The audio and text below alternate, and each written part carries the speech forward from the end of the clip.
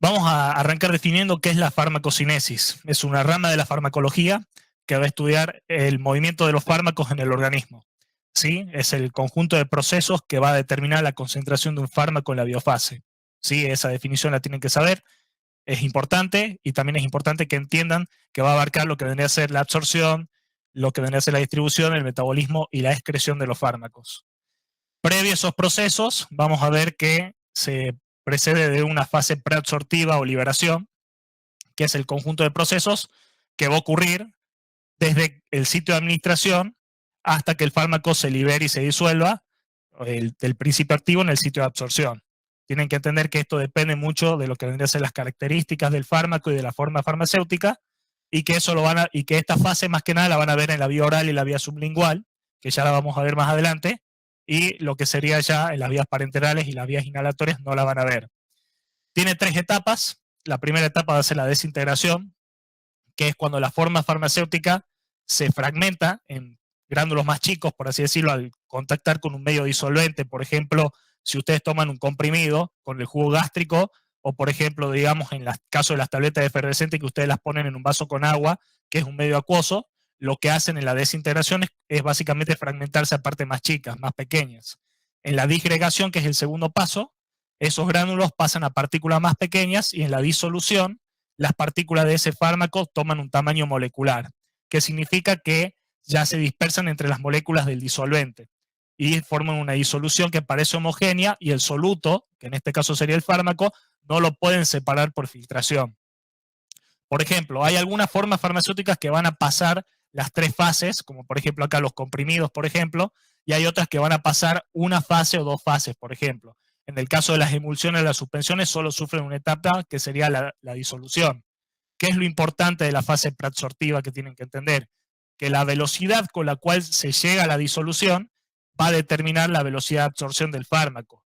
Mientras más tiempo tarde el fármaco en llegar a disolverse, más tiempo va a tardar en absorberse, ¿sí? Y por ende, más riesgo, por ejemplo, sería de que sufra una inactivación presistémica, ¿sí?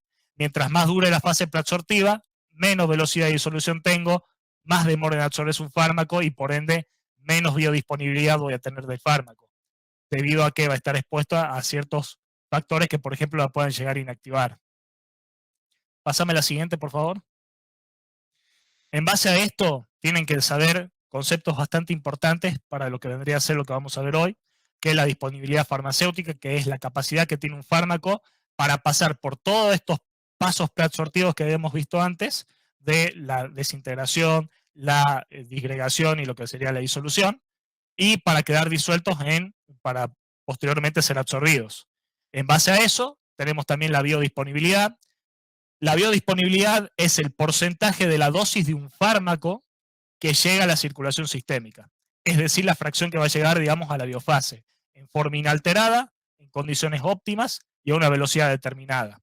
¿Qué quiere decir esto? Yo doy la dosis de un fármaco, pero hay un porcentaje de esa dosis de un fármaco que va a llegar a la circulación sistémica. Ahí tienen que recordar lo que es el compartimiento presistémico y el compartimiento postsistémico. Ustedes saben que, por ejemplo, si yo doy un comprimido, desde que se absorbe a nivel intestinal hasta que pasa por todo el sistema porta, después llega al corazón, desde algunas bibliografías, las venas pulmonares, aurícula izquierda, ventrículo izquierdo, aorta, dependiendo de la bibliografía que usen, va a pasar recién ahí a la circulación sistémica, ¿sí? La OMS la define como la velocidad o magnitud de la absorción de un fármaco con una determinada forma farmacéutica. Es importante que entiendan lo que es la biodisponibilidad. La repito, es el porcentaje de la dosis de un fármaco que va a llegar a la circulación sistémica en forma inalterada, condiciones óptimas y a una velocidad determinada. Obviamente, ¿qué es la biofase? El lugar biológico donde va a actuar el fármaco, donde va a ejercer su acción, ¿sí? Pásame la siguiente, por favor. ¿Vamos bien hasta acá? Si lo van entendiendo, cualquier cosa me dicen, ¿sí? En base a esto y a lo que nos compete hoy respecto a lo que vamos a ver en esta primera hora, que vendría a ser la absorción, tenemos los factores que van a modificar la biodisponibilidad, ¿sí? En este caso, vamos a tener, por ejemplo, la forma farmacéutica. ¿Por qué? Porque si recordamos lo que acabo de decir, en la fase preabsortiva, la velocidad de disolución, es decir, hasta que llega a la disolución, determina la velocidad de absorción de ese fármaco. es necesario que ese fármaco alcance la disolución en los líquidos del tubo digestivo. El tiempo que tarda en desintegrarse y disgregarse condiciona esta velocidad de disolución y por ende condiciona la velocidad de absorción y por ende va a terminar condicionando la biodisponibilidad del fármaco. Por ejemplo, un comprimido tiene una baja biodisponibilidad cuando pasa por las 3 fases, a diferencia o comparación de lo que haría un jarabe, por ejemplo, que solo tiene que pasar únicamente por la disolución, ya que directamente se absorbe más rápido y llega más rápido a la biofase. Después tenemos la vía de administración, que en las vías de administración que también vamos a ver hoy, vamos a ver que van a tener lo que viene a ser la biodisponibilidad absoluta. De la biodisponibilidad absoluta, tienen que entender en este caso que solo se la va a conseguir en la vía endovenosa, porque es la única que tiene un 100% de biodisponibilidad, porque es la que ustedes van a tener cuando se administra directamente a la circulación sistémica y no sufre, por ejemplo, una metabolización presistémica a nivel, por ejemplo, del primer paso hepático en el hígado, o por ejemplo la sangre, o por ejemplo a nivel de la mucosa digestiva, ¿sí? Y después tienen la biodisponibilidad relativa. La biodisponibilidad relativa es aquella cuando ustedes administran el fármaco por otra vía que no sea la endovenosa. Por ende, la biodisponibilidad siempre va a ser menor al 100% y obviamente va a depender de la vía de administración que ustedes utilicen, ¿sí? ¿Qué otras cosas, por ejemplo, afectan a lo que vendría a ser la biodisponibilidad que nos interesa en la absorción? El pK del fármaco, que en realidad lo van a entender mejor cuando veamos ahora lo que sería la excreción, y la liposolubilidad. Obviamente, si un fármaco es liposoluble, se absorbe con mayor velocidad y por ende tiene mayor biodisponibilidad. Todo lo contrario si fuese hidrosoluble, a excepción de ciertos fármacos que tienen un mayor peso molecular y mayor biodisponibilidad porque no pueden entrar a los hepatocitos y no sufren primer paso hepático. Ese sería, por ejemplo, el caso del atenolol, ¿sí? Para darles un ejemplo. Pero lo ideal es que entiendan de que los fármacos liposolubles se absorben más rápido o de manera más veloz y tienen mayor biodisponibilidad, y los hidrosolubles, por todo lo contrario, mucho menor. Pásame la siguiente, por favor. Dicho esto, vamos a hacer un breve repaso y después hincapié a lo que vendría a ser las formas farmacéuticas. Las formas farmacéuticas, como dijimos, era uno de los condicionantes que terminaba modificando la biodisponibilidad de un fármaco cuando hablamos desde el punto de vista de la absorción. Es el aspecto físico que toma el fármaco cuando va a ser administrado. Ustedes en la bibliografía recomendada de la cátedra que van a ver las formas farmacéuticas tradicionales, sólidas, semisólidas, líquidas y gaseosas, las cuales no vamos a hacer hincapié hoy, si bien sí la vamos a mencionar, porque esa tranquilamente la van a ver en la bibliografía y va a estar bien explicada y van a entender mucho mejor. Después van a tener las formas farmacéuticas modificadas y lo que sí queremos hacer hincapié del día de hoy son los nuevos dispositivos farmacéuticos, que muchas veces durante el curso no se lo puede ver y es importante que conozcan. Pásame la siguiente, por favor. Para recordar de las formas farmacéuticas sólidas, ustedes tenían las cápsulas, dura, blanda y las perlas, los comprimidos, ¿sí? Píldoras, gragas, supositorios, tanto los rectales como los óvulos que se administran por vía vaginal, y los polvos que son de aplicación externa e interna. La siguiente. La siguiente, por favor. Las semisólidas, las pomadas, las cremas, pastas, geles y los emplastos. Es importante que los conozcan. La siguiente. Vamos pasando rapidito con esto. Las líquidas, obviamente las soluciones, las suspensiones, las emulsiones, lociones, elixires, jarabes, pociones y obviamente los inyectables. Y por último, las formas gaseosas, los cuales es importante que conozcan también, tanto los inhaladores presurizados, el polvo seco, y dentro de estos también algunas bibliografías incluyen a los nebulizadores y obviamente los aerosoles. Y ahora sí, vamos a pasar, y acá nos detenemos un poco, haciendo hincapié a lo que vendría a ser las nuevas formas farmacéuticas. Las nuevas formas farmacéuticas son usadas para prolongar el tiempo de acción del fármaco y obviamente bajar la dosis, lo cual, si yo doy menos cantidad de dosis y la dosis que doy dura un cierto tiempo, favorezco la adherencia al tratamiento por parte de mi paciente, mantiene los niveles del fármaco de manera continua en un tiempo deseado, lo cual protege el fármaco de que se degrade y obviamente se aprovecha mejor, pero tiene la desventaja de que suelen ser caros, algunos requieren manejo profesional y cierto material como polimérico que pueden llegar a tener este tipo de nuevas formas farmacéuticas puede llegar a ser tóxico. Pásame, por favor. Dicho esto, vamos a hablar un poquito, cada uno ahondando un poco más. Estos son los parches transdérmicos que tenemos, que básicamente se basan en la liberación continua del fármaco a una velocidad y cantidad necesaria. ¿Sí? Constan de un reservorio que tienen el principio activo, que se libera lentamente cuando se lo aplica sobre la piel. El principio activo, generalmente que tienen los parches transdérmicos, llega hasta la dermis y luego pasa a la circulación sistémica para distribuirse. Generalmente, el principio activo del fármaco que yo administro por este tipo de vía tiene que tener un bajo peso molecular, ser liposoluble y su liberación desde el dispositivo tiene que ser mucho menor a la absorción que tenga por piel. En líneas generales, el dispositivo tiene 5 capas. Van a tener una membrana externa que es impermeable, tiene un depósito donde está el fármaco, con un módulo de liberación que controla y regula la liberación del fármaco, que como dijimos era continua y en cantidad necesaria, una capa adhesiva, que es lo que lo va a hacer que se fije a la piel, y una película adherente, que es la que ustedes van a sacar para recién poder colocar el parche sobre la piel. ¿Cómo se lo usa? Se lo usa de la siguiente manera: se hace una asepsia de la zona donde lo van a aplicar con un antiséptico. Generalmente la zona donde lo van a poner no tiene que tener vellos, porque muchas veces el fármaco se puede perder entre los folículos pilosos. Generalmente se recomienda, digamos, que sea en una zona de piel fina, porque casualmente mientras menos trayecto tenga el fármaco que recorrer, menos va a demorar en absorberse. Caso contrario sería en una zona de piel gruesa, porque tiene que atravesar más capas, va a ser más difícil y obviamente va a demorar más en absorberse. Generalmente se prefiere, por ejemplo, la cara anterior del antebrazo, que es una buena elección para aplicar un parche transdérmico.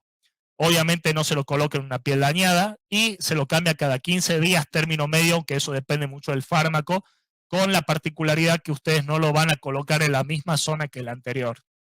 Ejemplos de fármacos que se administren por esto: los parches de nicotina o los parches hormonales son un ejemplo de lo que vendría a ser este tipo de forma farmacéutica. Tiene su ventaja y su desventaja. ¿Cuál sería la ventaja? Que se libera gradualmente el fármaco de manera continua, en manera controlada, en un flujo controlado, dando niveles sanguíneos de ese fármaco estables con una cantidad determinada y estable de ese principio activo. O sea, lo libero de manera continua y mantengo un nivel sanguíneo de ese fármaco de manera constante. Evitan generalmente el primer paso hepático, por ende no se metabolizan y sufren inactivación presistémica.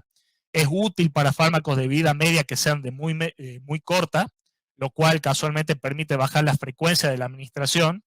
Y al ser de material impermeable y oclusivo, el parche generalmente aumenta la sudoración. Como aumenta la sudoración, evita la oxidación de las sustancias del fármaco que sean fácilmente oxidables. ¿Cuál es la desventaja de usar un parche transdérmico? Por ejemplo, la irritación, la dermatitis por contacto que pueda llegar a provocar. Hay fármacos como por ejemplo la clonidina que se administran por acá, que pueden dar, digamos, una dermatitis por contacto, pueden dar reacciones alérgicas. Los parches de nicotina, por ejemplo, pueden dar eritemas y muchas veces puede dar inclusive quemaduras. En líneas generales, esos son los parches transdérmicos. Ahora pasamos al siguiente, por favor. Y otro que es muy importante que conozcan hoy en día y que sí es usado hoy en día son los liposomas. Los liposomas, como pueden ver ahí en la foto, son una burbuja enana que está rodeada por una bicapa de fosfolípidos del tamaño microscópico. Generalmente la vida media del fármaco determina el tamaño que va a tener esta vesícula, este liposoma. Mientras mayor vida media tenga el fármaco, más grande va a ser, ¿sí? Y por ende más va a tardar en eliminarse. Pueden ser de una sola capa o de varias capas, o sea, multilaminares o unilaminares. Si el fármaco es hidrosoluble, se va a ubicar entre las cabezas de los fosfolípidos, y si es liposoluble, entre las colas de los fosfolípidos. ¿Qué fármacos, por ejemplo, se administran con liposomas? Por ejemplo, los antineoplásicos o radiofármacos para el diagnóstico. Generalmente por vía endovenosa o también por vía oral. Ahora, esto tiene una ventaja y desventaja, obviamente. La principal ventaja es que los liposomas sirven, como dijimos, como se dan antineoplásicos acá, son para terapia dirigida, van a una célula en específico, ¿sí? Son similares a un virus, lo que hacen es fusionan la cubierta de fosfolípidos con la membrana plasmática de la célula a la cual quieren liberar el fármaco y liberan el fármaco en el interior. Generalmente tienen menor RAM, menores reacciones adversas medicamentosas, y esto aumenta la eficacia y la ventana terapéutica, así como la estabilidad del fármaco. Y obviamente bajan la toxicidad de algunos fármacos, como por ejemplo la anfotericina B. Ahora bien, ¿tiene sus desventajas? Sí las tiene. Son caros, generalmente son poco solubles, tienen un tiempo de vida corto, tienen mayor biodisponibilidad en cierto sentido, y las células mononucleares, o sea, el sistema inmune las puede detectar como extraños, como patógenos, y lo que termina provocando que se eliminen. Esto casualmente fue resuelto con una capa de polietilenglicoles que ahora les voy a explicar. En un primer momento, antes existían liposomas que eran convencionales y hoy en día se usan liposomas que no son convencionales. Los convencionales generalmente no se usan más porque la estructura lipídica se desintegraba cuando pasaban cualquier parte del organismo y se perdía el fármaco.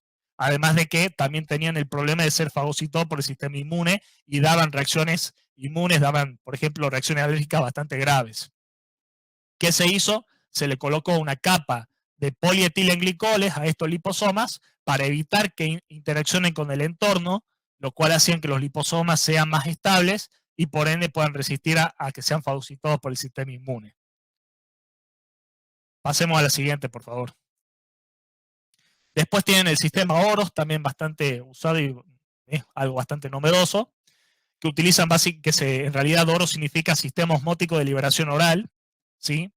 Generalmente se lo da por vía oral. Carlos, disculpa, tengo una pregunta. Sí, decime. Cuando te refieres a que porque tiene una mayor biodisponibilidad es una desventaja de los liposomas, ¿se refiere a que tendría que haber una mayor regulación, un mayor cuidado con las dosis que se administren? Y claro, ni más ni menos, porque vos imaginate que vos estás dando, por ejemplo, radiofármacos que generalmente sirven para radiomarcación, o por ejemplo antineoplásicos, ¿sí? Si bien en sí el liposoma baja las RAMs, muchas veces, como los nuevos que se usan ahora con lo que vendría a ser la capa de polietilenglicoles evita, digamos, que interaccione con el medio, muy probablemente si vos lo terminás administrando en mayor dosis puedas llegar a tener efectos tóxicos. Ese sería Bien. más el principio, pero en líneas generales lo que tienen que entender, digamos, no sería, digamos, la principal desventaja a mencionar. En sí son caros, son poco solubles y tienen un tiempo de vida corto. Generalmente el que tengan un tiempo de vida corto y que sean caros, por más novedosa y más ventajosa que sea la forma farmacéutica, termina conllevando a que sea la principal desventaja de usarlos. ¿Se entiende? Bien, gracias. Bien. Permiso, continúo. El sistema ORO es importante, como dijimos, se lo daba por vía oral. Sistema osmótico de liberación oral que se basa en la ósmosis. La ósmosis, les recuerdo, es el pasaje líquido a través de una membrana, de una zona de mayor concentración a una de menor concentración. Como pueden ver acá, en la imagen es un comprimido, simil un comprimido, que está modificado, que va a tener una membrana con poros y un orificio de salida que está ahí arriba, como pueden ver en la imagen. En el medio, dentro del mismo, está el fármaco, que puede estar en forma líquida o en forma sólida, que cuando llega al tubo digestivo, entra líquido por ósmosis al interior del comprimido y lo que hace, o sea, a través de la membrana con poros, y lo que hace es disolver al fármaco, haciendo de que el comprimido, o el fármaco mejor dicho, salga por aumento de la presión hidrostática a través del orificio de salida. ¿Se entiende? Lo vuelvo a explicar. Es un comprimido, tiene el fármaco adentro en forma líquido sólida y se basa en la ósmosis. Cuando yo me lo tomo por vía oral, lo que hace es llegar al tubo digestivo y lo que hace el líquido es entrar al interior del mismo, me lo entra a disolver al fármaco y por aumento de la presión hidrostática lo saca a través del orificio de salida, lo cual termina siendo bastante útil. El ejemplo, digamos, de fármacos que se utilizan a través del sistema ORO es la nifepidina, que utilizó para el tratamiento de la hipertensión arterial. ¿Se entendió el sistema OROS? O, cualquier cosa me lo preguntan, lo vuelvo a explicar, no hay ningún tipo de problema. Pásame a la siguiente, Angie. Después van a tener las bombas de infusión. Las bombas de infusión son dispositivos que seguramente si fueron a algún hospital o fueron a una terapia la vieron. Son dispositivos electrónicos que lo que hacen es suministrar previamente la programación del mismo y de forma controlada una sustancia, ¿sí? líquida en grandes cantidades a través de vía endovenosa. Por ejemplo, una bomba de infusión me sirve para dar antibióticos, ¿sí? Por vía endovenosa, o por vía nasogástrica también sirve para la alimentación. Puede ser a jeringa o puede ser de forma peristáltica. Jeringa sería que se coloca el fármaco en la bomba de infusión, se lo regula, se lo programa, la cantidad que yo quiero que se administre por hora, o sea, una determinada cantidad en función de un tiempo determinado, y de esa manera lo va administrando. ¿Sí? Esto generalmente lo van a ver las guardias, hay que saber programarlo, hay que tener un cierto grado de entrenamiento y saber usarlo. Pásame la siguiente, por favor. Después van a tener los sistemas presurizados para la liberación de fármacos por vía inhalatoria, lo que más comúnmente se conoce en la jerga popular como PAF, que no se le dice PAF. Básicamente lo que hacen es, calculo que alguna vez, sobre todo si alguno estuvo al cuidado de niños, lo habrá usado, se coloca el aerosol sobre la válvula y casualmente lo que hace es controlar la liberación del fármaco cuando se presiona sobre la base del mismo.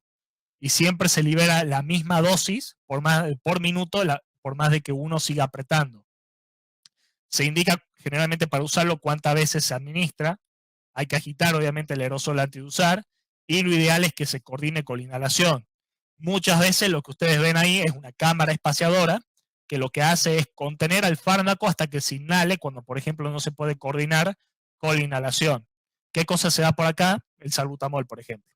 ¿Sí? Es lo más común y es lo que se conoce como el PAF, mal llamado PAF, sino que es sistema presurizado para la liberación de fármacos por vía inhalatoria. Pásame, por favor, el siguiente. Y por último, de las nuevas formas farmacéuticas que deben conocer, tenemos los stent farmacológicos. Sabrán más o menos qué es un stent, que es un dispositivo intravascular, que generalmente está formado por una malla tubular o una malla metálica, que se coloca dentro de un vaso sanguíneo para poder dilatarlo y favorecer la perfusión sanguínea. Muchas veces estos stent, cuando se los coloca, puede contener un fármaco, como por ejemplo un vasodilatador, lo cual evita una nueva obstrucción. Esto es muy utilizado en los síndromes coronarios agudos, y pueden ser convencionales, que casualmente, como dijimos, únicamente dilatan el vaso, o la arteria en este caso, o farmacológico que además de dilatarlo, libere lo que vendría a ser el vasodilatador y evite una nueva obstrucción. Pásame la siguiente. Dicho eso, la otra clasificación son las formas farmacéuticas modificadas, ¿sí? ¿Qué significa modificadas? Que se modifica la velocidad, el lugar y el momento de la liberación del principio activo. Generalmente ustedes las clasifican en tres. La retardada, ¿qué quiere decir? Que se libera el fármaco en un momento diferente a la administración. ¿Qué significa eso? Que no prolonga el efecto terapéutico y tampoco tiene cambios farmacocinéticos. Les voy a dar un ejemplo que sería el siguiente. Hay fármacos que tienen cubierta entérica, hay algunos comprimidos, por ejemplo, que tienen cubierta entérica, que esa cubierta entérica evita que se degrade el fármaco en lo que vendría a ser el estómago y que después se termine absorbiendo en el intestino. Y que también, por ejemplo, evite, digamos, la acción irritante del fármaco sobre la mucosa gástrica en este sentido. Entonces yo lo tomo, no se degrada en el estómago y después se termina absorbiendo en el intestino. Después la acelerada, que es un fármaco que se disuelve en la boca, generalmente sin la necesidad de líquido, únicamente, por ejemplo, cuando al mismo toque con la mera saliva, ya se disuelve y se termina liberando el fármaco. Por ejemplo, el caso, por ejemplo, de las pastillas o las tabletas liofilizadas, que ¿para qué se utiliza esto? Para que casualmente llegue rápidamente al sitio de acción del fármaco. ¿Sí? Es muy útil, por ejemplo, en la urgencia. Y por último, la controlada sería, por ejemplo, que liberan el fármaco a una velocidad constante y baje la fluctuación de los niveles plasmáticos, como ser, por ejemplo, lo que habíamos mencionado antes, el sistema OROS, ¿sí? O sea, básicamente la controlada tiene una liberación continua del fármaco, no me fluctúa el nivel plasmático, el nivel en sangre de ese fármaco, y vamos a ver, por ejemplo, digamos que muchas veces eso sería en el caso de una liberación continua, pero también puede ser una liberación prolongada, que es importante que lo diferencie. Repito, la liberación continua, en la controlada yo libero el fármaco de forma continua y no me fluctúa el nivel de fármaco en la sangre.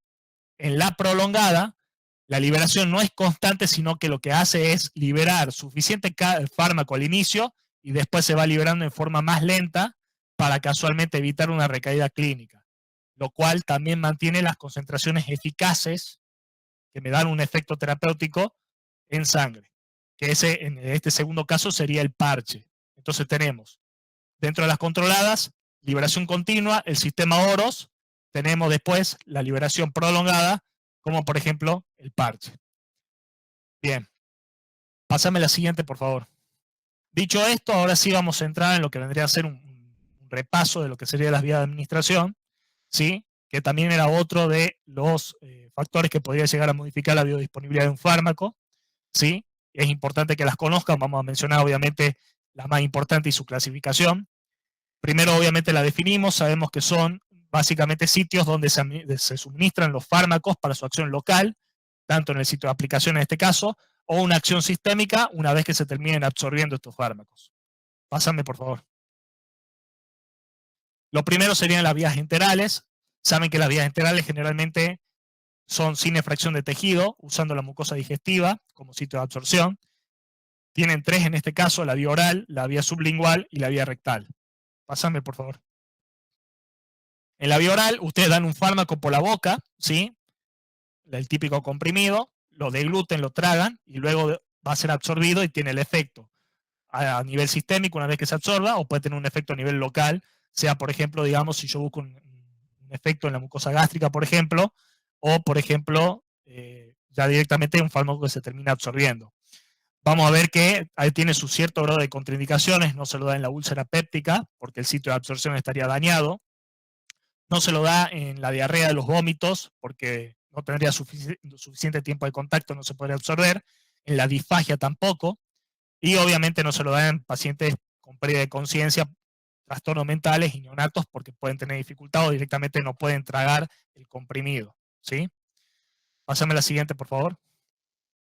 La vía sublingual es cuando ustedes colocan el fármaco por debajo de la lengua o entre la cara interna de la mejilla y la cara externa de la arcada alveolar. Puede tener un fin sistémico, puede tener un fin local. Obviamente no lo van a dar cuando tenga una lesión mucosa, irritación, algún tipo de lesión tipo como las aftas. Y por último, pásame por favor,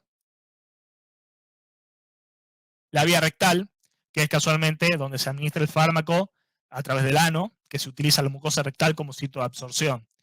Tienen un metabolismo presistémico parcial, porque casualmente evita parcialmente el primer paso hepático, no todos los fármacos van a pasar por el sistema porta, y obviamente no lo van a dar en las lesiones de mucosa rectal, no lo van a dar en caso que tenga hemorroides, excepto que sea un fármaco específico para el hemorroides, ni tampoco lo van a dar en caso de diarrea. La siguiente, si ustedes tienen que hablar básicamente y mencionar alguna ventaja o desventaja de cada una, en la vía oral generalmente no se requiere ser un personal capacitado y es un mecanismo fisiológico para poder administrar un fármaco, lo cual es útil para un tratamiento crónico. Tiene la desventaja que sufre el primer paso hepático y al sufrir el primer paso hepático baja la biodisponibilidad del fármaco.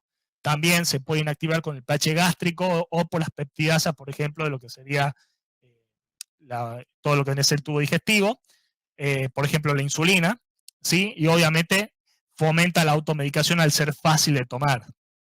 La vía sublingual tiene una rápida acción, es una ventaja para la urgencia, dado su drenaje venoso hacia la cava superior y no sufre el primer paso hepático. Y la desventaja puede ser, por ejemplo, el sabor o puede ser una dilución refleja producto del aumento de la salivación.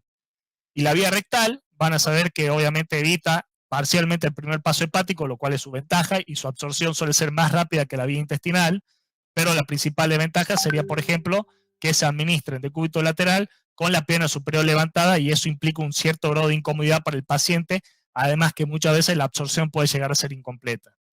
Si pasamos a la siguiente, por favor, van a ver la cantidad enorme que tienen de vías parenterales. Las vías parenterales son aquellas que tienen efracción de tejido, requieren personal capacitado y son invasivas y dolorosas. Ustedes tienen en la bibliografía toda esta cantidad que ven en pantalla de vías parenterales, pero nosotros a fines prácticos vamos a repasar, digamos, las más importantes hoy en día.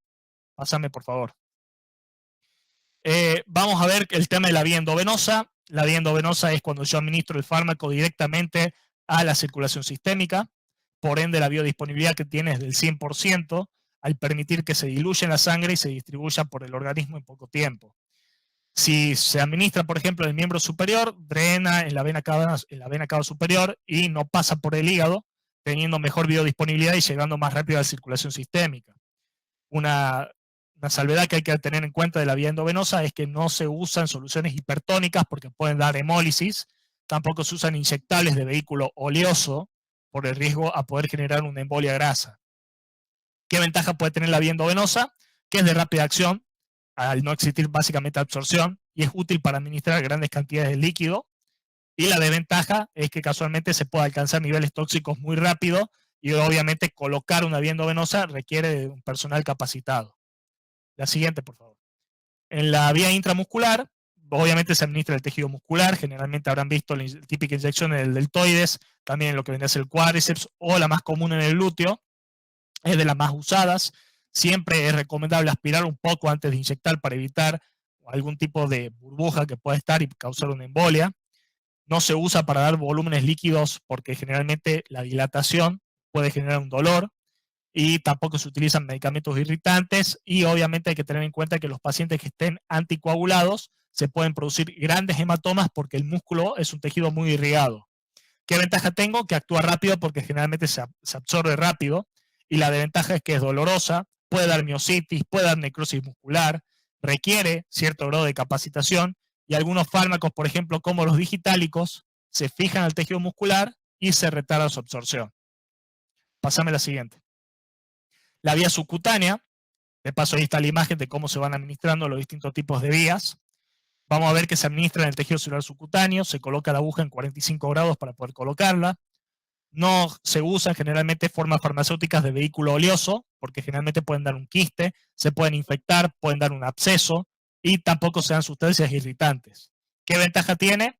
Que generalmente tiene una acción sostenida por la poca absorción, y la desventaja es casualmente que tiene una absorción lenta, son dolorosas y, bueno, obviamente la absorción lenta depende porque el tejido graso suele ser poco irrigado, ¿sí? Después tienen las vías tópicas generalmente la van a usar para efectos locales y el sitio de administración coincide con el sitio de absorción y acción, que eso ya lo vamos a ver ahora más adelante. Vamos a ver hoy en día las más comunes, las que más generalmente son de importancia, aunque todas son de importancia en sí. Pásame, por favor. Que tenemos lo que sería la vía dérmica y la vía conjuntival. La vía dérmica es la más usada en dermatología, generalmente damos un fármaco que tiene como sitio de absorción la epidermis y generalmente actúa la misma, llegando el fármaco, la mayoría de los fármacos, hasta el estrato córneo. Generalmente, si son más liposolubles, pueden llegar a capas más profundas. La ventaja es que actúa localmente sin generar tantas RAMs y la desventaja es que si llegara a dar algún tipo de reacción adversa medicamentosa, sería por ejemplo una reacción adversa o puede dar un cierto grado de irritación. En la vía conjuntival, yo administro el fármaco con los típicos colirios, que los pongo en el fondo de saco conjuntival y actúa en la conjuntiva y en la córnea, el iris y el cuerpo ciliar. Como ventaja, actúa rápido, pero puede dar también irritación y fenómenos tóxicos. Pásame la siguiente. La vía vaginal es generalmente, bueno, los fármacos se administran por esta vía, más que nada utilizando como sitio de absorción la mucosa vaginal. Es muy útil, digamos, como ventaja para la acción local, sobre todo para, por ejemplo, el tratamiento de infecciones, pero la desventaja sería que puede dar irritación e intoxicación por la absorción y efectos no deseados. Seguir con la siguiente. La vía inhalatoria, generalmente aplico el fármaco por medio de la inhalación, puede tener acción local o sistémica, y la acción va a depender mucho del tamaño de la partícula. Generalmente si mide menor o igual a 2 micras es acción sistémica, menor o igual a 5 micras actúa localmente en los bronquiolos, ya cuando son de 10 micras ya en los grandes bronquios y en la tráquea, y después cuando sean de 20 micras en la cavidad nasal. Ahora sí, una vez que vimos esto y abogando a que se haya entendido hasta acá, el breve repaso que dimos de las formas farmacéuticas y de la vía de administración, vamos a hablar un poco de lo que vendría a ser ahora sí la absorción. La absorción es el pasaje de un fármaco desde un compartimiento en comunicación con el exterior al compartimiento presistémico. Hay que recordar que el compartimiento presistémico es el conjunto de sitios, o el conjunto, perdón, de elementos que está entre el sitio de absorción y las venas pulmonares. Obviamente, ustedes van a ver que el compartimiento sistémico, dependiendo de la bibliografía que tomen de referencia, puede tomar, por ejemplo, las venas pulmonares, la aurícula izquierda, el ventrículo izquierdo, ¿sí? Obviamente considerando que un fármaco llega a la circulación sistémica cuando llega, en este caso, a las venas pulmonares. Y obviamente, pásame la siguiente, van a tener, deben recordar, digamos, que un fármaco para poder absorberse necesita obviamente atravesar las distintas membranas biológicas. Esto ustedes lo vieron en lo que sería el primer año y también parte del segundo año, tanto en biología como histología. Es de recomendación que lo repasen a los tipos de transporte que pueden llegar a tener, tanto la difusión simple, la difusión facilitada, el transporte activo, ¿sí? Por ejemplo, el transporte pasivo, tanto la difusión simple, la ómosis y la difusión facilitada, del activo, la bomba de sodio y potasio, otro tipo de bombas, ¿sí? Y obviamente el transporte de moléculas a través de lo que vendría a ser la endocitosis, la exocitosis y la transitosis. Como para hacerles breve mención nada más qué es lo que interviene, digamos, en esta difusión, la liposolubilidad, el peso molecular, la ionización y obviamente la carga. Tienen que entender obviamente que generalmente los fármacos van a absorberse más rápido cuando son liposolubles, tienen un bajo peso molecular, generalmente son no ionizados, ¿sí? Eso como para hacer un breve recuerdo o repaso. Pásame la siguiente. Lo que sí tienen que entender y lo que sí tienen que saber generalmente sería el tema de los factores que van a modificar la absorción y obviamente que interviene en la misma. Del fármaco depende mucho el pH, si sea ácido o sea básico, eso lo vamos a ver sobre todo mejor en la eliminación con el pK del fármaco, ¿sí? La solubilidad, sabemos que si son liposolubles se absorbe más rápido, hidrosolubles más lento. El peso molecular, sabemos que a mayor peso molecular es más difícil su absorción. La ionización es exactamente lo mismo, los no ionizados se absorben más rápido, los ionizados se absorben obviamente con mayor dificultad. Y obviamente la forma farmacéutica que vimos previamente, porque recuerden chicos que la forma farmacéutica tiene que pasar por, obviamente el fármaco por una fase preabsortiva, que teníamos la desintegración, la disgregación y la disolución. ¿Qué quiere decir eso? Que la velocidad con la cual lleguen a la disolución, es decir, la velocidad de disolución, va a determinar la velocidad con la cual se termina absorbiendo un fármaco. A mayor velocidad de disolución, mayor velocidad de absorción va a tener ese fármaco. Según el sitio de absorción, la vascularización, si por ejemplo es muy vascularizado, se va a absorber más rápido. Los capilares, el tipo de capilares interviene, importa bastante, porque los capilares fenestrados y sinusoides tienen mejor absorción que los capilares continuos. El pH del sitio, ¿qué quiere decir esto? Esto también tiene que ver mucho con el pK, porque los pH ácidos favorecen mejor a la absorción de fármacos ácidos y obviamente los pH ácidos del medio favorecen también la absorción de los fármacos básicos. La motilidad, porque el vaciamiento gástrico y los fármacos que se absorben en el estómago, obviamente, van a ver, digamos, por el tiempo, más que nada por el tiempo de contacto. Y obviamente la superficie de absorción. Saben ustedes que, por ejemplo, el intestino delgado tiene 200 metros cuadrados de superficie. La superficie alveolar, que es una muy buena superficie de absorción, tiene 71 metros cuadrados. La piel, 1,73. Son datos de importancia que tienen que tener en cuenta. Obviamente también hay que tener en cuenta la eliminación presistémica, el metabolismo presistémico, o sea, en el compartimiento presistémico que pueda tener ese fármaco, ¿sí? La fase preabsortiva que hemos mencionado al inicio, y obviamente el tiempo de contacto, que obviamente tiene mucha relación con el tema de la motilidad, porque el tiempo de contacto con el sitio de absorción, con la superficie obviamente de absorción, tiene que ser lo suficiente para que el fármaco se pueda absorber en su totalidad. Pásame la siguiente, por favor. Ahora bien, otro tema importante, otro concepto importante que tienen que tener en cuenta es de vías de absorción. La vía de absorción no es lo mismo que una vía de administración, ¿sí? La vía de administración, que es lo que acabamos de ver ahora, de enterales, parenterales en sí, son los lugares donde yo aplico el fármaco o donde se terminan suministrando las drogas. Y la vía de absorción son los lugares por donde las drogas penetran, desde el exterior a la sangre, es decir, son los lugares donde se absorbe el fármaco. Es muy importante que sepan diferenciar esto. La vía de administración, donde yo aplico, suministro la droga, la vía de absorción, donde se absorbe el fármaco, ¿sí? A todo sitio de absorción le va a corresponder una vía de administración. Por ejemplo, la vía oral, que por ejemplo una vía de administración, una vía enteral, tiene su sitio de absorción que sería el epitelio gastrointestinal. Hay vías de administración, por ejemplo, que no tienen sitio de absorción porque no implican mecanismos de absorción como por ejemplo la vía endovenosa o intravenosa. ¿Por qué? Porque yo directamente coloco o administro el fármaco dentro del torrente o dentro de la sangre, dentro de lo que vendría a ser la circulación sistémica. ¿Sí? Es importante que lo entiendan. Ahora bien, sigamos. Ustedes van a clasificar las vías de absorción generalmente en dos tipos.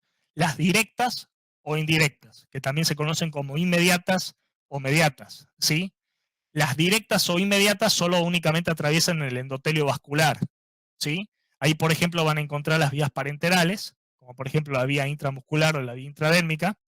Y en las inmediatas, y en las mediatas o las indirectas, por ejemplo, van a ver que tiene que atravesar otras barreras naturales además del endotelio vascular, donde por ejemplo iban a tener todas las mucosas, mucosa digestiva con la bucal, oral, duodenal, o sea, la intestinal, la respiratoria, de todo lo que vendría a ser el árbol bronquial, por ejemplo, o la vía nasal, tanto la mucosa conjuntival y la geniturinaria. Y también tenemos la piel con la vía tópica y la transcutánea, ¿sí? Esto, por ejemplo, sería a nivel, por ejemplo, de la vía oral, la aspirina, ¿sí? Y que tiene, por ejemplo, su sitio, que vendría a ser, digamos, la vía de administración, la vía oral, y su sitio de absorción correspondería a, por ejemplo, lo que sería, ¿qué? El epitelio gastrointestinal. Hay, por ejemplo, algunas, por ejemplo, que coinciden, digamos, en lo que vendría a ser el sitio de administración, o sea, la vía de administración con lo que vendría a ser la vía de absorción, por ejemplo. Por ejemplo, eh, van a tener, por ejemplo, otro tipo de caso, por ejemplo, la conjuntival, por ejemplo, uno aplica la atropina para dar la midriasis, digamos, ¿sí? Esos serían, por ejemplo, ejemplos que pueden buscar, ¿sí? Pero es importante que entiendan que la vía de administración no es lo mismo que la vía de absorción. Eso lo quiero remarcar y lo quiero repetir. La vía de administración es donde ustedes van a administrar o suministrar las drogas y la vía de absorción es el sitio donde se absorbe el fármaco, lugares por donde las drogas penetran desde el exterior a la sangre. Y obviamente la clasificación de directas o inmediatas, que solo atraviesan el endotelio vascular, o las indirectas o mediatas, que casualmente deben atravesar otras barreras naturales además del endotelio vascular. Pásame, por favor. Bueno, esto era parte de lo que vendría a ser el fenómeno de atrapamiento iónico, que lo íbamos a explicar, esto únicamente para mencionarlo. El pK, que como dijimos también condicionaba lo que vendría a ser la absorción de un fármaco por el pH, el pK vendría a ser el pH del medio en el cual un fármaco está 50% disociado, quiere decir que está en forma ionizada y no ionizada en un 50%. ¿Sí? Básicamente está relacionado con la naturaleza del fármaco. Por ejemplo, para hacer un resumen y para que se entienda, si yo tengo un fármaco ácido que está en un medio ácido, predomina la fracción no ionizada. La fracción no ionizada es la fracción liposoluble del fármaco y tiene mejor absorción. Mismo caso con el fármaco básico. Si yo tengo un fármaco básico, que es una base, ¿sí? Y está en un medio básico, predomina su fracción no ionizada, como ven ahí en la imagen, y entonces predomina la fracción liposoluble y casualmente tiene mejor absorción. Caso contrario sería, por ejemplo, en el caso, por ejemplo, que ustedes tengan un fármaco ácido en un medio básico, porque ahí predominaría la forma ionizada, la hidrosoluble, y no se absorbería. Lo mismo con un fármaco ácido, un fármaco ácido en un medio básico, porque predominaría la forma claro, que es hidrosoluble, ionizada, y por ende tendría menor absorción. Lo que tienen que entender el pK o el fenómeno de atrapamiento iónico es que casualmente cuando el fármaco sea un ácido y esté en un medio que también sea ácido, va a predominar la forma liposoluble o no ionizada y va a ser mejor absorbible. O sea, va a tener mejor absorción. Lo mismo en el caso de un fármaco básico, que esté en un medio básico, predomina su fracción no ionizada, es más liposoluble y por ende se absorbe mejor. Cualquier pregunta respecto al fenómeno de atrapamiento iónico, no se preocupen, ya lo vamos a ver mejor también en lo que sería con ejemplos más prácticos, en lo que sería ya la excreción. Y por último, ya entrando casi al final, es importante que entiendan esta curva, es la curva de concentración plasmática. Van a ver en el eje de lo que sería la I, ¿sí? Lo que sería la concentración, en función de lo que vendría a ser el tiempo, que está en el eje de las X, ¿sí? Que ustedes, ¿qué es lo que van a ver? Van a poder estudiar cada una de las fases de la farmacocinesis, donde ustedes deben deducir cada parte de esta curva. Ustedes van a ver la curva que está marcada, señalada en rojo, y van a ver lo que sería la sigla ABC. La sigla ABC, o también, por ejemplo, pueden verla en ciertas bibliografías como AUC, que es el área bajo la curva, ¿sí? Que eso es el representativo de la biodisponibilidad del fármaco. Van a ver en el principio, digamos, el PL, que es el periodo de latencia. El periodo de latencia es el tiempo que pasa desde que yo administro un fármaco hasta que llego a la concentración mínima efectiva, que ustedes ven que es la mínima concentración a partir de la cual ustedes van a tener, digamos, un efecto terapéutico, ¿sí? Van a ver que este periodo de latencia va a depender mucho de la velocidad de disolución, repitiendo lo que habíamos visto en la fase preabsortiva, va a depender mucho del vaciado gástrico y obviamente depende de la eliminación presistémica y la velocidad de absorción. Repito, el periodo de latencia es el tiempo que pasa desde que yo doy el fármaco hasta que llega a la concentración mínima efectiva, que era la concentración mínima a partir de la cual yo tenía un efecto terapéutico, o tenía un efecto en sí, y que depende de la velocidad de disolución. Recuerden la fase preabsortiva, disgregación, o sea, desintegración, disgregación y disolución. La velocidad de disolución me condiciona la velocidad de absorción. Obviamente también acá el vaciado gástrico y la eliminación presistémica. Tienen la concentración mínima tóxica, que es a partir de la cual ustedes van a tener, digamos, efectos tóxicos. Entre ambas, de la concentración mínima tóxica y la concentración mínima efectiva, tienen la ventana terapéutica, que es el rango de dosis a los cuales ustedes van a tener un efecto terapéutico, ¿sí? Sin que me dé reacciones adversas medicamentosas o efectos tóxicos, ¿sí?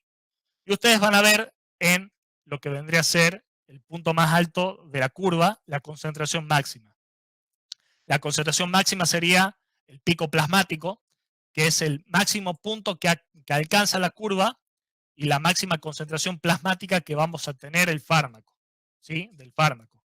Mientras más rápido se absorba, menos periodo de latencia tiene ese fármaco y por ende su pico va a ser mucho más alto y precoz. Ahora, si el fármaco se absorbiera lento, está más expuesto a una eliminación presistémica y por ende se pierde el fármaco y ese pico plasmático va a ser menor. Repito, si se absorbe rápido, quiere decir que ese pico, ese Cmax va a ser más alto, ¿sí? Y si se absorbe más lento, ese pico va a ser mucho más bajo, ¿sí? Porque va a estar expuesto a que se elimine en el compartimiento presistémico. Lo mismo que el área bajo la curva, o sea, la biodisponibilidad, y por ende va a tener menos efecto. ¿Sí? Esto en líneas generales. Después me está faltando explicar acá el tiempo efectivo que ven ahí, que sería el tiempo que dura el efecto del fármaco y que va desde que alcanza la concentración mínima efectiva hasta que las concentraciones plasmáticas del fármaco estén por debajo de la misma, ¿sí? O sea, básicamente es el tiempo que dura el efecto del fármaco desde que alcanza la concentración mínima efectiva hasta que, ven ahí en la línea punteada de abajo, comienza a bajar, digamos, la curva y está por debajo de la concentración mínima efectiva. Y obviamente me está faltando también el tiempo máximo, que es el tiempo de que pasa desde que se alcanza la concentración mínima efectiva hasta que se alcanza la concentración máxima. Yo sé que es un poco engorroso de entender la curva. A la curva les sugiero que ustedes, una vez que vean bien todos los pasos de la farmacocinesis, la dibujen y la hagan poco a poco y que la analicen bien. Cualquier tipo de pregunta, no hay ningún tipo de problema, me la hacen. Pásame la siguiente, por favor. También tienen que ver la curva de concentración plasmática según las vías de administración. Acá, para hacer un breve resumen, van a ver, digamos, las vías de administración. Tenemos la vía endovenosa, intramuscular, la vía oral, la vía subcutánea, ¿sí? Si ustedes toman la vía que es más naranja, por así decirlo, que es la vía endovenosa, van a ver que no hay una absorción del fármaco. ¿Por qué? Porque la vía endovenosa no tiene una absorción, porque yo administro el fármaco directamente al torrente sanguíneo. Entonces no tiene un periodo de latencia. Recordando que el periodo de latencia, les repito, chicos, es el tiempo que pasa desde que yo doy el fármaco hasta que alcance una concentración mínima efectiva, ¿sí?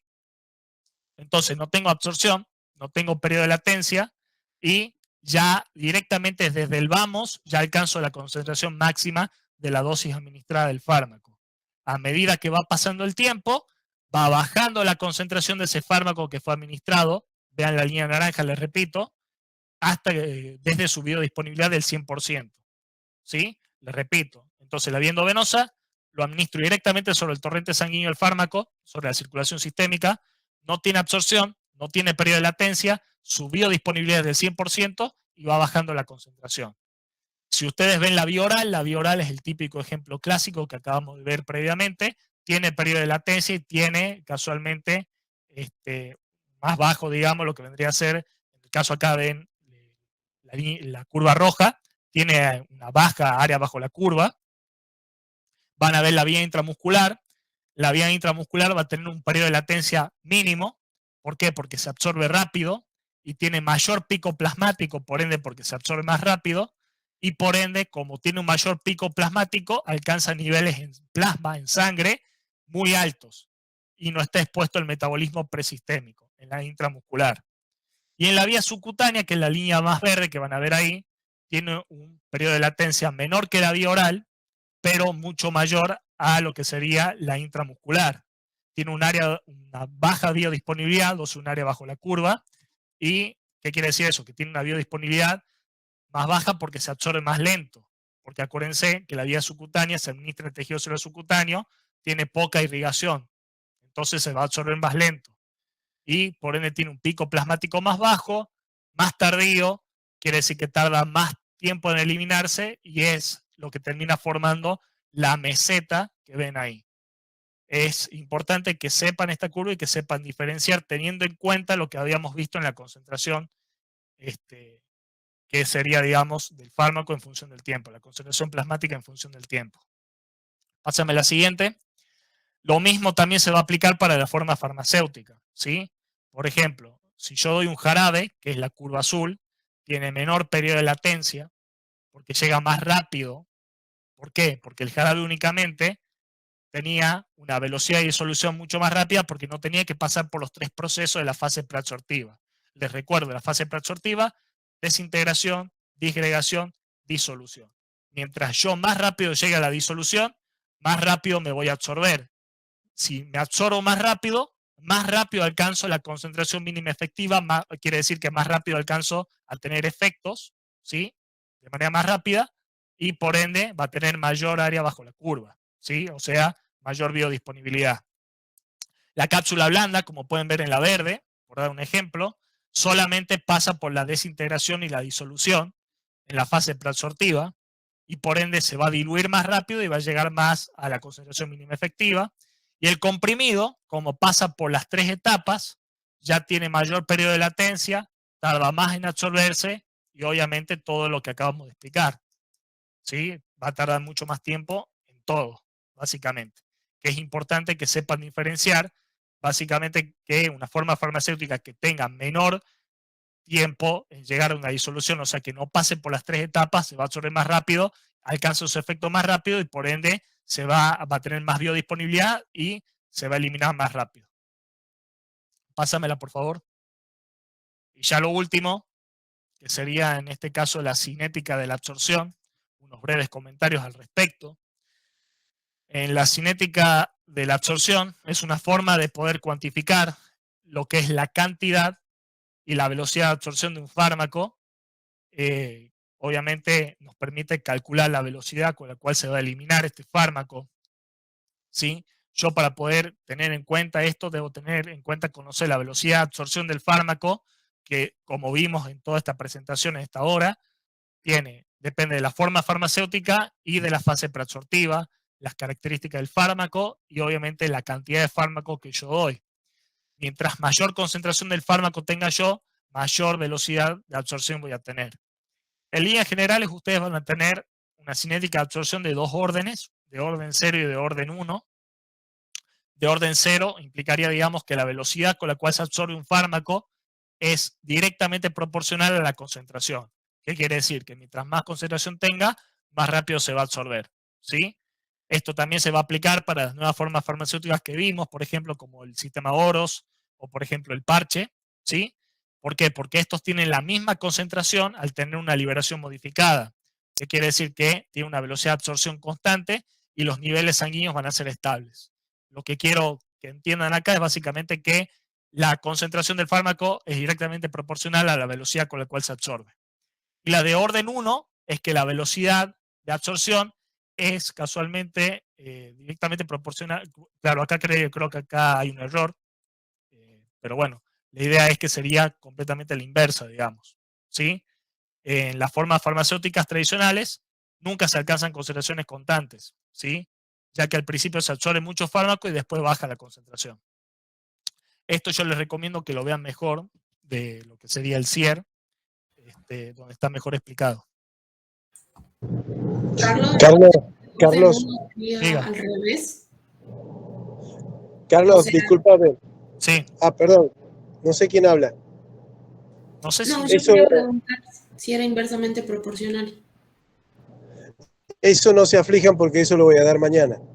Eso cinética, ya... vamos a hablar de, ¿Usted daba vamos a hablar de cinética, toda doctor? la cinética. Listo. Sí, vamos a hablar de cinética de absorción, cinética de distribución y cinética de eliminación. Vale. Buenísimo. Bueno, hasta acá es lo de la primera parte, teniendo en cuenta por aparte lo de cinética. Todo lo que acabo de hablar, la bibliografía que les recomiendo es el Velázquez, el CIER y el Flores, que son los libros obviamente recomendados por la cátedra, donde van a ir poder en esta bibliografía ahondar mucho más profundo al respecto de los temas que acabamos de dar. ¿Sí? Carlos, yo tengo una duda. Sí, decime. Una pregunta, no duda. ¿Cómo le explicamos la curva de concentración plasmática? O sea, por ejemplo, te dicen que vos la desarrollé y ¿cómo la empezás a explicar? Vale, podemos volver a la diapositiva, que sería Ya, 2 más, creo. Sí, 2 más. Ahí Vale, la concentración plasmática. Vos tenés tenés el eje de las I, tenés la concentración y tenés en función del tiempo. ¿Qué implica esto? Que es la concentración, cómo va a ir fluctuando, cómo va a ir modificándose la concentración de un fármaco en el plasma, en la sangre, a medida que va pasando el tiempo. Como vos podés ver acá, obviamente la curva va a tener básicamente partes que tenés que explicar. En este caso, ¿podés pasar una diapositiva más, Angie, por favor? Por ejemplo, si tomas cualquiera de las vías, puedes tomar la vía oral, que generalmente es el ejemplo más clásico para poder explicarlo. Ahora volver a la anterior. Lo ideal es que vos vayas explicando poco a poco las partes de esa curva, porque esto es lo que vos vas a ir estudiando. Generalmente, yo para ordenarme, ¿qué es lo que explico? Explico primero lo que vendría a ser la concentración mínima efectiva. Decís qué es la concentración mínima efectiva, que qué sería en este caso, por ejemplo. ¿Podrías decirme qué es la concentración mínima efectiva? ¿La concentración a la cual el fármaco comienza a hacer efecto? Claro, la mínima concentración que vos tenés para tener un efecto, ¿sí? A partir de esa concentración, el fármaco tiene efecto. La concentración mínima tóxica, que es a partir de esa dosis que vos vas a empezar a tener efectos tóxicos, y entre ambas decís que tenés la ventana terapéutica, que es el rango de dosis, en el cual vos vas a tener un efecto terapéutico sin RAMS o efectos tóxicos. A partir de eso, comenzás a hablar de lo que es periodo de latencia, que bueno, ahí les recuerdo, el periodo de latencia es el periodo que pasa, el tiempo que pasa desde que yo doy el fármaco hasta que alcanza la concentración mínima efectiva. O sea, la primera parte de la curva roja acá, que se la ve de donde dice PL hasta que alcanza la primera línea punteada, eso es el periodo de latencia, y eso va a depender de la velocidad de disolución, que obviamente condiciona la velocidad de absorción, también lo que sería la eliminación presistémica y lo que sería el vaciado gástrico. Una vez que vos tenés eso, hablas de lo que sería en este caso, ya me había faltado explicarlo, la IE, que vendría a ser la intensidad del efecto. Creo que, no sé si me estás siguiendo, que vas explicando paso a paso la curva con cada una de las partes. La intensidad de efecto que está acá es casualmente, digamos, que va desde la concentración mínima efectiva hasta la concentración máxima. ¿Sí? Mientras más alto sea el pico, más intenso va a ser el efecto. Y ahí, cuando llegas al punto más alto de la curva, hablas de lo que viene a ser la concentración máxima. ¿Qué era la concentración máxima? Si alguien me puede decir. o también que se conoce como pico plasmático. La máxima concentración plasmática que se obtiene en el fármaco. Exactamente, ¿sí? Claro, y ahí tenés que aclarar que mientras más rápido se absorbe un fármaco, Menor. ese periodo de latencia, la primera parte de la curva va a ser menor, y por ende ese pico va a ser más alto, y más precoz, más antes en el tiempo, ¿sí? Sí. Porque, ¿qué quiere decir? Que se absorbió rápido, alcanzó rápidamente la concentración mínima efectiva, alcanzó rápidamente niveles de picos plasmáticos más rápido, y, o sea, más rápido en el tiempo y más alto, digamos. Caso contrario, en lo que sería, por ejemplo, un fármaco que se absorbe lento. Claro, que tiene mayor periodo de latencia, va a ser mucho más bajo y va a ser mucho más prolongado en el tiempo. O sea, va a tardar más tiempo en llegar a ese pico. Y de ahí en más, después tenés que hablar del tiempo efectivo, ¿sí? El tiempo efectivo, que es el tiempo, digamos, del que dura el efecto del fármaco, desde lo que sería, desde que llega por primera vez a la concentración mínima efectiva, pasa por todo lo que vendría a ser la ventana terapéutica que vemos acá en la curva, y luego vuelve a bajar a concentraciones por debajo de la concentración mínima efectiva, ¿sí? Ese es el tiempo, digamos, el tiempo efectivo, el tiempo que va a durar el efecto, por así decirlo, ¿sí? Sí.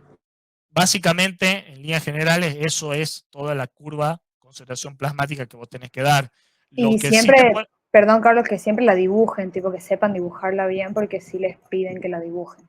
Claro, Bueno, otra gracias. cosa, después pásame las otras 2 diapos, por favor. Lo que sí les pueden llegar a pedir, por ejemplo, es que una vez que entiendan estos conceptos de las partes de la curva, sepan diferenciar o sepan interpretar, por ejemplo, lo que acabo de explicar, qué pasaría si yo doy un fármaco por vía endovenosa, por vía intramuscular, por vía subcutánea, ¿sí?